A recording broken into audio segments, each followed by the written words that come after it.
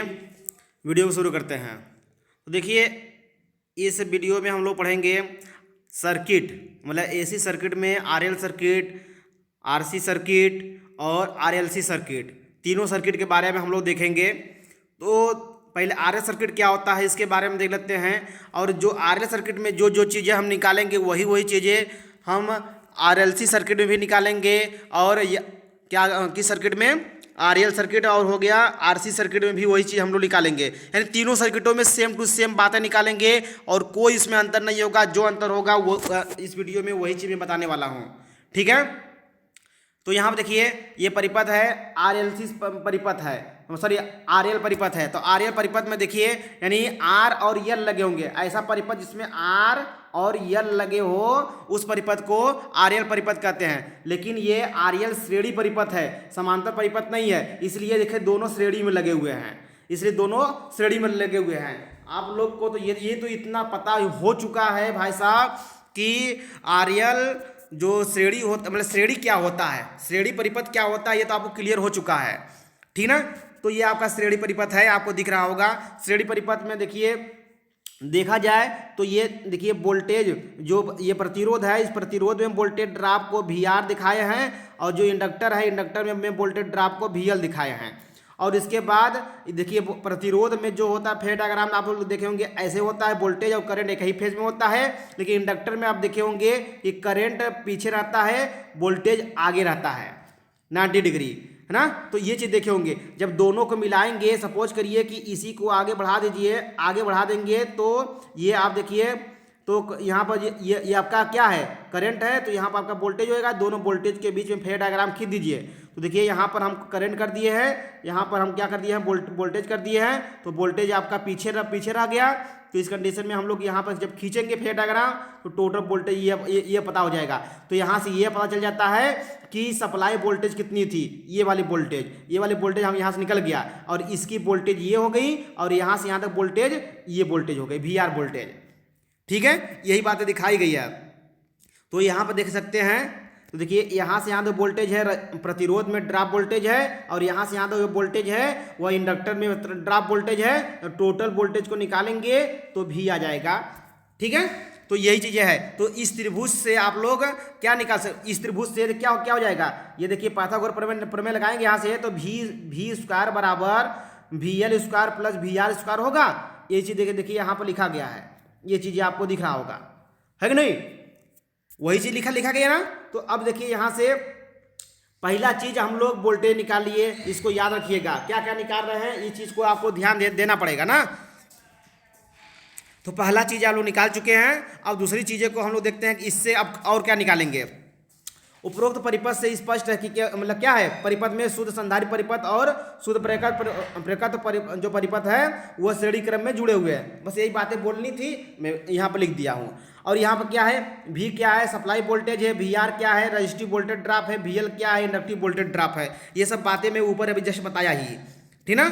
और इसके बाद करंट जो है सप्लाई वोल्टेज, सप्लाई करंट है, ठीक ना, जो श्रेणी में क्या होती है, समान रहती है। ये तो सबको पता है श्रेणी में, ठीक ना। तो यहाँ पर देखिए पहली बार क्या है, रजिस्टिव जो है क्या है, रजिस्टिव कंडीशन में हम लोग देखेंगे तो क्या होगा। रजिस्टिव कंडीशन में देखेंगे तो वोल्टेज तथा करंट के क्या होंगे, सेम फेज में होंगे। और यहाँ पर जो वोल्टेज ड्रॉप होगा वो IR होगा।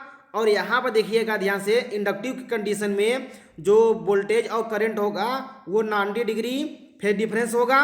और प्लस इसमें जो वोल्टेज ड्रॉप होगा,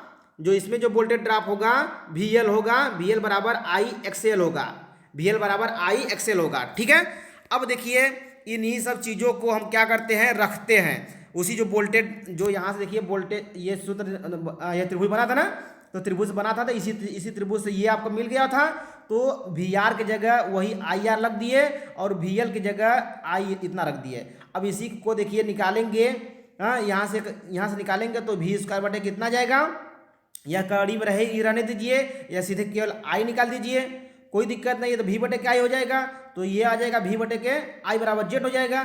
तो यहाँ पर सीधे डायरेक्ट Z हो जाता, ठीक है। तो Z बराबर अंडर रूट में हो जाता, ठीक है ना, लेकिन नहीं, तो यहाँ पर भाई जेड स्क्वायर है, इसलिए हम लोग क्या करेंगे, जेड स्क्वायर बराबर R square plus L square, क्योंकि देखिए आर इसमें था और एल था, दो ही चीज था ना, इसलिए प्रतिबाधा जो काम करेगा आर और एल में ही काम करेगा, इसलिए दोनों का योग हो जाएगा। बस यहाँ पर प्रतिबाधा दोनों का योग होता है, ये ध्यान दीजिएगा।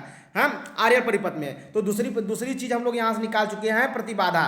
प्रतिबाधा क्या है, जेड को क्या कहते हैं, परिपथ की प्रतिबाधा कहते हैं, जेड को परिपथ की प्रतिबाधा कहते हैं। ये आपको क्लियर हो गया। और देखिए तो ये प्रतिबाधा परिपथ हो गया, त्रिभुज हो गया, ये प्रतिबाधा त्रिभुज हो गया। अभी ऊपर जो आप लोग निकाले थे यहाँ पर VL था, ये VR था, और ये VL, ये VR और V था, तो ये वोल्टेज त्रिभुज था, ये वोल्टेज त्रिभुज था। और ये क्या हो गया यहाँ पर, प्रतिबाधा त्रिभुज हो गया। प्रतिबाधा त्रिभुज से देखिए यहाँ पर ये प्रतिरोध आ गया, यहाँ पर इंडक्टिव प्रतिरोध, और यहाँ पर रजिस्टिव प्रतिरोध, और मतलब यहाँ पर हो जाएगा टोटल प्रतिरोध जेड। तो जेड बराबर हो जाएगा, त्रिभुज से निकाल सकते हैं। तो त्रिभुज से सबको पता है कि जो कर्ण का जो होता है, कर्ण के स्क्वायर बराबर क्या होता है, लंब के स्क्वायर प्लस आधार के स्क्वायर, यानी यहाँ पर देखिए तो यानी आर के स्क्वायर प्लस एक्सएल का स्क्वायर, यह है कि नहीं है। तो यही बात है, यहाँ से त्रिभुज से भी निकाल सकते हैं हम लोग। अब देखिए ध्यान से हम लोग नेक्स्ट पॉइंट को हम लोग समझे। तो नेक्स्ट पॉइंट में हम लोग क्या देखने वाले हैं, इस चीज़ को देख लेते हैं हम लोग। तो पावर फैक्टर देखेंगे, नेक्स्ट पॉइंट निकालेंगे हम लोग पावर फैक्टर। तो पावर फैक्टर निकालेंगे तो उपरोक्त से हमको क्या स्पष्ट है कि कास फाई को इससे हम उपरोक्त प्रतिबाधा से स्पष्ट है कि कास फाई बराबर हम लोग निकालेंगे। तो यहाँ पर देखिएगा कास फाई बराबर क्या हो जाएगा, तो क्या होगा, आधार ये आपका है और कर्ण आपका ये है, आधार बटे के कर्ण यानी R बाई जेड। तो R बाई जेड यहाँ पर हो जाएगा, ये कास फाई बराबर R बाई जेड। तो तीसरी पॉइंट ये निकल गई आपको इसी त्रिभुज से, और कहीं से नहीं गए। यही चीज़ें हम लोग नेक्स्ट वीडियो मतलब नेक्स्ट जो टॉपिक पढ़ेंगे उसमें भी यही सब चीज़ें करेंगे, कोई दूसरी टॉपिक ना हम लोग नहीं करना चाहिए। फिर चौथा पॉइंट हम लोग निकालेंगे झुकाव। तो झुकाव निकालेंगे इसी त्रिभुज से निकालिए झुकाव। टेन फाई बराबर कितना हो जाएगा, टेन फाई बराबर होता है लंब बटे के आधार, तो एक्सएल बटे के आर होगा, यहाँ पर एक्सएल बटे के आर होगा, नहीं होगा, यहाँ पर देख लीजिए यही बात लिखी गई है, एक्सएल बटे के आर। तो एक्सएल बराबर था ओमेगा एल, तो ओमेगा एल बटे के आर, ठीक ना, क्लियर बात भाई। अब देखिए फाई का मान निकालेंगे, झुकाव निकालेंगे फाई का मान कि कितना झुका हुआ है, तो एक्सएल बटे के आर हो जाएगा, टेन इनवर्स एक्सएल बटे के आर, यही बात है। पांचवा पॉइंट निकालेंगे, शक्ति निकालेंगे। शक्ति क्या होता है, तो वोल्टेज ये पता है, करंट ये पता है, दोनों का मल्टीप्लाई कर दीजिए, शक्ति निकल जाएगा। तो यहाँ पर देखिए इसी को हम रख के हल कर दिए हैं। आपको सबको हल करने आता होगा, तो हल करने के बाद आप लोग देखेंगे तो यहाँ पर आपको निकल के आएगा ये शक्ति का सूत्र, ये आपको शक्ति का सूत्र ये निकल के आएगा। तो शक्ति का सूत्र जब ये निकल के आएगा तो टोटल शक्ति आपका ये हो जाएगा, जिसे हम वास्तविक शक्ति कहेंगे, जिसे हम क्या कहेंगे, वास्तविक शक्ति कहेंगे। बात सबको समझ आई, ये आपकी वास्तविक शक्ति हो जाएगी। अब इसके बाद देखेंगे हम लोग क्या करेंगे, आभासी शक्ति के बारे में हम लोग देखेंगे। तो आभासी शक्ति जिसमें साइन आ जाएगा, तो साइन के रेशियो निकालेंगे, तो ये आपकी आभासी शक्ति हो जाएगी। ये हुआ आपका रजिस्टिव के कंडीशन में। तो 5 चीज़ें निकालें, आपको समझ में आया। ये 5 चीज़ें आप लोग नेक्स्ट भी जो टॉपिक आएगी, यानी श्रेणी क्या है, श्रेणी क्रम में प्रतिरोध तथा संधारित्र, यानी RC सर्किट, इसको इंग्लिश में कहेंगे हम RC circuit, RC series circuit, ठीक ना। तो सीरीज में जुड़ा हुआ है तो RC सीरीज सर्किट हो जाएगा। तो देखिए इसमें क्या है कि R और C ही जुड़े हैं, ये R हो गया, ये C हो गया। तो R में आप तो जानते हैं हम कि करंट और वोल्टेज सेम फेज में होते हैं, ठीक ना। और यहाँ पर देखिए करंट जो होता है, इसमें जो वोल्टेज होता है करंट से 90 डिग्री लैग करता है, और करंट जो होता है लीड करता है, करंट लीड करेगा और ये लैग करेगा, ठीक ना। ये बात समझ आई सबको। तो वही चीज़ें हैं। अब देखिए ध्यान से, इस चीज़ों को मैं आगे बढ़ा दूँ, ये चीज़ों को मैं आगे बढ़ाऊँ यहाँ से, तो आगे बढ़ाऊँगे तो यहाँ लाऊंगा, और तो ये वोल्टेज हमारा यहाँ पर आ जाएगा। अब इसके बीच जो ग्राफ खींचेंगे तो ऐसे प्राप्त होगा, देखिए यहाँ पर दिखाया गया है कि नहीं, ये यहाँ पर दिखाया गया कि नहीं दिखाया गया, वो सेम बातें में जो अभी जो बताया वही चीज़ें हैं यहाँ पर। तो ये आपका करंट हो गया। करंट, अब देखिए करंट यहाँ पर रिफरेंस पॉइंट क्यों ले रहे हैं, क्योंकि सीरीज में करंट समान होता है, जो समान होता है उसी को हम रिफरेंस पॉइंट लेते हैं, ठीक है। जो समान होता है उसी को हम लोग रिफरेंस पॉइंट लेते हैं। तो ये करंट हो गया, ये वोल्टेज हो गया। अब दोनों के बीच में ग्राफ खींचेंगे तो ये एक त्रिभुज भी यहाँ से बनेगा, तो जिसे हम वोल्टेज त्रिभुज कहेंगे। वोल्टेज के बीच में खींचा गया है तो ये वोल्टेज त्रिभुज हो गया। तो वोल्टेज त्रिभुज के कंडीशन में ये तो आपको सबको क्लियर हो चुका होगा। अब हम लोग पढ़ते हैं, आगे देखते हैं कि उपरोक्त परिपथ में आर और सी श्रेणी क्रम में जुड़े हैं, जिससे क्या है कि प्रतिरोध में जो धारा तथा वोल्टेज क्या है सेम फेज में होंगे, लेकिन कैपेसिटर में क्या होंगे कि 90 डिग्री लीड और लैग करेंगे। ठीक है ना। तो इस कंडीशन में आपको समझ आई कि 90 डिग्री लीड करता है कौन धारा वोल्टेज से। ठीक है ना। तो यहाँ पर भी क्या है सप्लाई वोल्टेज है, वी आर प्रतिरोधी वोल्टेज है, और वी सी क्या है कैपेसिटिव वोल्टेज है, और आई क्या है सप्लाई करंट है। तो वोल्टेज त्रिभुज से आपको यही चीज पता होगा। देखिए ये नीचे हो गया है, ये आपका नीचे हो गया, इसलिए इसको हम निगेटिव मान लिए हैं। तो वही चीजें हम लोग निगेटिव ले लेंगे, यहाँ पर वही चीजें हम देखिए यहाँ पर निगेटिव लिए हैं। तो यहाँ पर ये चीज आपको निकल के यहाँ पर आएगा। तो यहाँ से वी आर, तो देखिए वी आर बराबर इतना होता है, वी सी बराबर इतना हो जाएगा, दोनों का मान रखेंगे तो आई यहाँ से आई बाहर निकलेगा। तो ये वी बटे के आई कर देंगे, तो वी बटे के आई बराबर जेड होता है। तो अब यहाँ पर जेड मान रख देंगे, यहाँ पर क्या रख देंगे हम लोग जेड बराबर इतना हो जाएगा। बस देखिए सेम बातें निकली कि नहीं निकली। वही तो ये दूसरी पॉइंट आपको निकल के आई होगी, ये दूसरी पॉइंट यहाँ पर। ठीक है ना, जेड बराबर। तो यहाँ से हम लोग क्या बनाएंगे हम लोग कि प्रतिबाधा त्रिभुज बनाएंगे। तो यहाँ से प्रतिबाधा त्रिभुज बना लिए। तो यही तो आपका प्रतिरोध यहाँ पर प्रतिबाधा है। तो प्रतिबाधा त्रिभुज यहाँ बन गया है आपका, ये त्रिभुज प्रतिबाधा बन गया है। ये जेड हो गया, ये आर हो गया है, ये आपका -XC हो गया है। ठीक है ना, -XC हो जाएगा।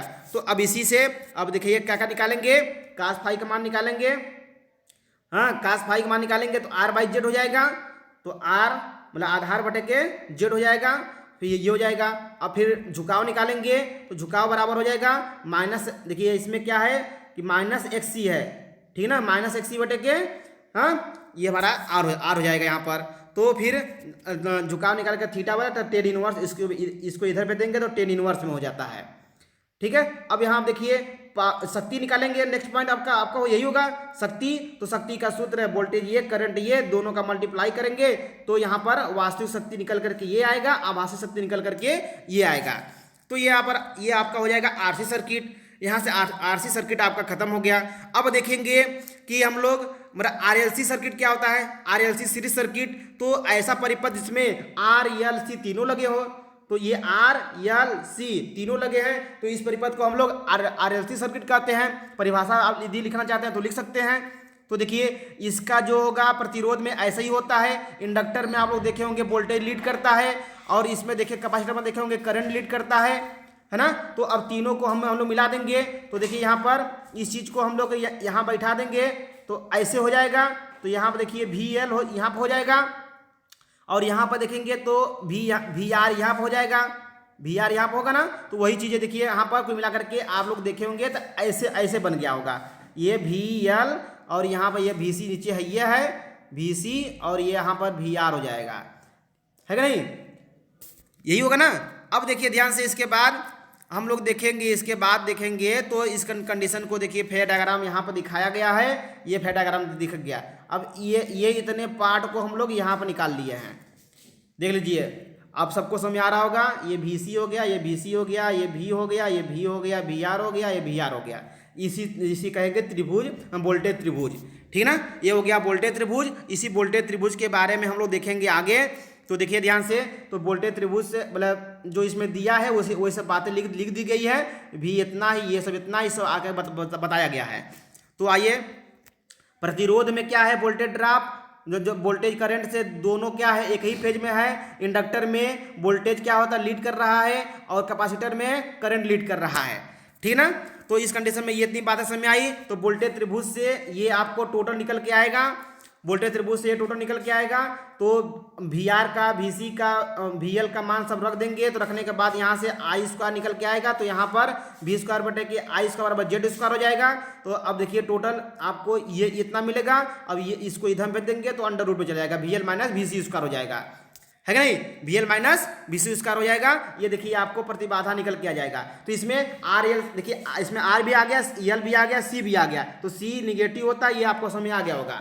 ठीक है ना। बस यही आपको सारी चीजें, उसमें केवल कैपेसिटर वाले में क्या था, केवल R और C सी आ गया था, मतलब आर एल वाले में क्या था, आर और यल आ गया था, कुछ चेंजेस हुआ बस इसमें। जो तीनों आ गया था तीनों लिख देंगे। तीनों कैसे लिखते हैं आपको समझा, यहाँ पर समझा दिया आपको। ठीक है, अब यहाँ समझ लीजिए आप लोग कि और क्या निकालेंगे। ये आपका प्रतिबाधा त्रिभुज तुरंत बनाएंगे हम लोग। प्रतिबाधा त्रिभुज बनाने के बाद क्या होगा कि कास फाई का मान निकालेंगे। कास फाई का मान देखिए तो जेड बराबर ये सूत्र होगा, तो कास फाई का मान ये आपको ये निकल जाएगा। टेन थीटा बराबर निकालेंगे, टेन फाई बराबर तो ये होता है, तो यहाँ से हम लोग निकालेंगे ये बातें। ये क्लियर हो गया। तो एक्टिव पावर आपका ये हो जाएगा, रिएक्टिव पावर ये हो जाएगा, ये माइनस नहीं होगा प्लस होगा। ठीक है ना, कैपेसिटर में माइनस होता है। ठीक है, ये बातें सबको समझ में आ गई होगी। तो आज के लिए हम लोग इस वीडियो में इतना ही देखेंगे। जो शेष बातें बची होंगी और नेक्स्ट वीडियो हम लोग देखेंगे। ठीक है, तो आज के लिए इतना ही।